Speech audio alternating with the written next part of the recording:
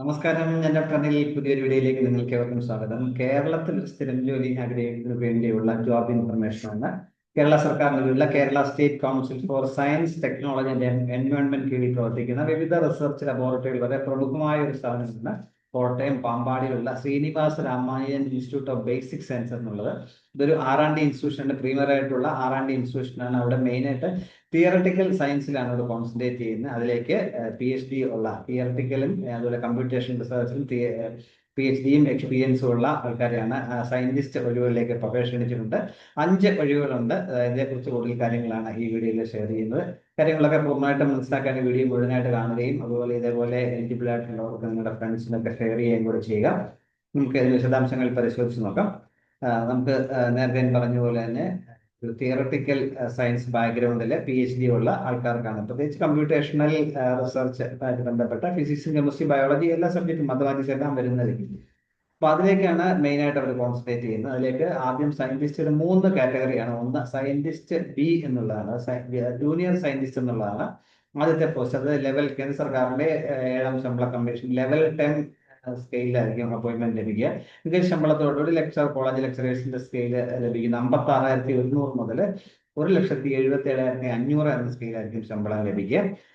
അത് 3 പോസ്റ്റാണ് അതിലുള്ളത്. അതിൽ അടുത്ത പോസ്റ്റ് എന്ന് പറഞ്ഞാൽ ലെവൽ 11 അപ്പോയിന്റ്മെന്റ് ആണ്. അതിലേക്ക് 67,700 മുതൽ 2,08,700 എന്ന സ്കെയിലായിരിക്കും ശമ്പളം ലഭിക്കുക. അടുത്ത 5ാമത്തെ പോസ്റ്റ് സീനിയർ പ്രിൻസിപ്പൽ സയന്റിസ്റ്റിന്റെ ആണ്. അത് 1,23,100 മുതൽ 2,15,900 എന്ന സ്കെയിലായിരിക്കും ശമ്പളം ലഭിക്കുക. അത് അങ്ങനെ 5 ഒഴിവുകളാണുള്ളത്. ഇതിലേക്ക് ഏജ് പറഞ്ഞിട്ടുള്ളത് ആദ്യത്തെ 2 പോസ്റ്റുകൾ, അതായത് ലെവൽ 8 അല്ലെങ്കിൽ സയന്റിസ്റ്റുമാരുടെ ആദ്യം പറഞ്ഞ 4 ഒഴിവുകളിലേക്കും 35 വയസ്സാണ് വരുന്ന പ്രായം. നല്ല ഏജ് റിലാക്സേഷൻ ലഭിക്കുന്നവർക്ക് അതും ലഭിക്കും എന്ന കാര്യം മനസ്സിലാക്കുക. 5 years ഡിസേർവിംഗ് കാൻഡിഡേറ്റ്സിനെ റിലാക്സ് ചെയ്യുമെന്നും പറഞ്ഞിട്ടുണ്ട്. എന്നാൽ സീനിയർ പ്രിൻസിപ്പൽ സയന്റിസ്റ്റിന് 50 വയസ്സിലുള്ളവർക്ക് അപേക്ഷിക്കാൻ കഴിയും. ഇതിനെക്കുറിച്ച് എല്ലാ ഡീറ്റെയിൽസും https:sribs.kerala.go.in എന്നുള്ള സൈറ്റ് ലഭ്യമാണ്. ഈ സൈറ്റ് എല്ലാ ഡീറ്റെയിൽസും നമുക്ക് ലഭ്യമാണ് എന്ന കാര്യം പ്രത്യേകം ശ്രദ്ധിക്കാം. ഈ വേക്കൻസി ഡീറ്റെയിൽസ് പറയുകയാണെങ്കിൽ ആദ്യം ജൂനിയർ സയന്റിസ്റ്റ്, അത് ഞാൻ പറഞ്ഞു ലെവൽ 10 ലെവലുള്ള അപ്പോയിന്റ്മെന്റ് ആണ്. പേ ബാൻഡ് 10 ആണ്. അതിലേക്ക് 3 ഒഴിവുകളാണുള്ളത്. ഞാൻ പറഞ്ഞ പോലെ 56,100 മുതൽ 1,77,500 എന്ന സ്കെയിലൊക്കെ ശമ്പളം ലഭിക്കുക. അതിലേക്ക് ഡിസിപ്ലിൻ പറയുന്നത് theoretical and computerised chemistry, computer physics, biology, mathematics, computer science, ഇതിൽ ഏതെങ്കിലും വിഷയത്തിലുള്ള PhD കമ്പ്യൂട്ടേഷനിലുള്ളവർക്ക് അപേക്ഷിക്കാൻ കഴിയും. എസെൻഷ്യൽ ആയിട്ട് വേണ്ടത് PhD in computational science, chemistry, physics, mathematics, biology, computer science എന്നിവയിലാണ്. നല്ല സ്ട്രോങ് തിയറട്ടിക്കൽ ആൻഡ് കമ്പ്യൂട്ടേഷണൽ സ്റ്റഡീസിൽ നല്ല സ്ട്രോങ് ആയിട്ടുള്ള ബാക്ക്ഗ്രൗണ്ട് ഉള്ളവർക്കാണ് അപേക്ഷിക്കാൻ കഴിയുക.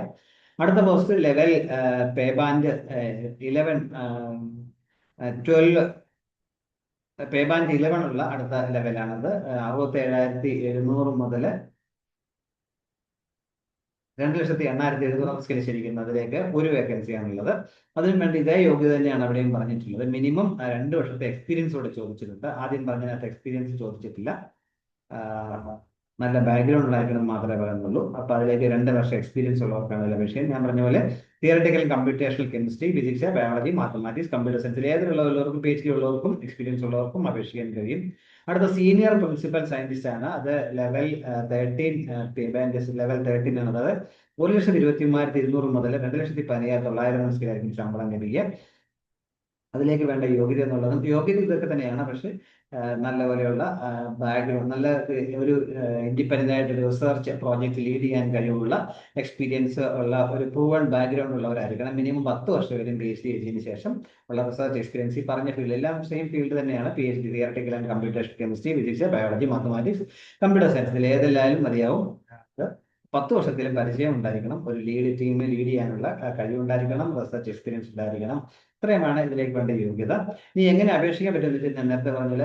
ഈ വെബ്സൈറ്റിലെ അതിന്റെ ഡീറ്റെയിൽസിൽ https:/sribs.kerala.go.in എന്ന സൈറ്റിന്റെ ഡീറ്റെയിൽസ് എല്ലാം ലഭ്യമാണ്. അതിലൊരു പ്രിസ്ക്രൈബ് ആയിട്ടുള്ള ആപ്ലിക്കേഷൻ ഫോം ഉണ്ട്. നമ്മൾ ആപ്ലിക്കേഷൻ ഫോം ഫില്ല് ചെയ്ത ഡീറ്റെയിൽഡ് ബയോഡാറ്റയും പബ്ലിഷ് ചെയ്ത പേപ്പറിന്റെ ഡീറ്റെയിൽസും അതുപോലെ ബ്രീഫ് റിസർച്ച് ഇൻട്രസ്റ്റിനെ കുറിച്ചുള്ള ഒരു ബ്രീഫ് ആയിട്ടുള്ള സമ്മറിയും നിങ്ങൾ നിങ്ങളുടെ കോൺടാക്ട് ഇമെയിൽ ID യും മൊബൈൽ നമ്പറും സഹിതം ഇമെയിലായിട്ട് വേണം അയച്ചു കൊടുക്കാൻ. sribs.kscste@gmail.com എന്ന ഇമെയിലിൽ നിങ്ങൾ ആപ്ലിക്കേഷനും ഡീറ്റെയിൽസും ബയോഡാറ്റയും സർട്ടിഫിക്കറ്റ് കോപ്പിയൊക്കെ അയച്ചു കൊടുത്താൽ മതിയാവും.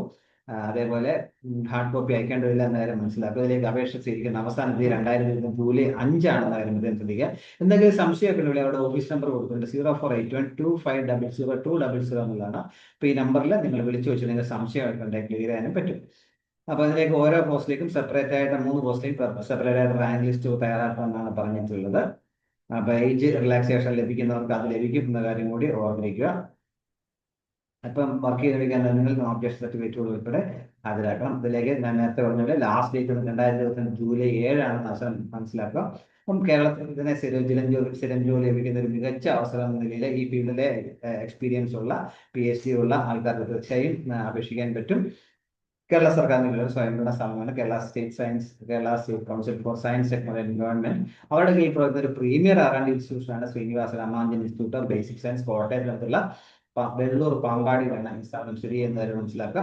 അപ്പൊ ഇത്രയും വീഡിയോ പൂർണ്ണമായും കണ്ടുതന്നതോടൊപ്പം ഇനി ഇതുപോലെ ഇൻഫർമേഷൻസ് ഒക്കെ നിങ്ങൾ ഈ ചാനൽ സബ്സ്ക്രൈബ് സപ്പോർട്ട് ചെയ്യണം. എല്ലാവർക്കും നല്ല കാര്യങ്ങൾ ഉണ്ടാവട്ടെ. Thank you.